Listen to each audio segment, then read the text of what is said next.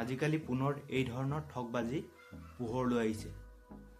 এই ঠগবাজি প্ৰধানকৈ public place, bus stop, railway ষ্টেচনক টাৰ্গেট কৰি লোৱা হৈছে। ইয়াত এজন অচিনাক্ত ব্যক্তিয়ে আপোনাক আহি ক'ব, মোক অনলাইনত টকা 100 বা 500 বা তাতোতকৈ অধিক প্ৰয়োজন হৈছে বুলি ক'ব। ইয়াৰ সলনি মই আপোনাক 100ৰ ঠাইত 200 নগদ দিম বুলি ক'ব। তাৰ পাছত আপোনাক এখন QR কোড স্কেন কৰি টকা পঠাবলৈ ক'ব। ইয়াৰ পাছত আপোনাক QR কোড স্কেন কৰি আপোনাক পে'মেণ্ট কৰিবলৈ ক'ব। আপুনি যদি সেই QR কোড স্কেন কৰি পে'মেণ্ট কৰে তেন্তে আপোনাৰ বেংকৰ ধন নিমিষতে স্কেমাৰ হাতলৈ যাব।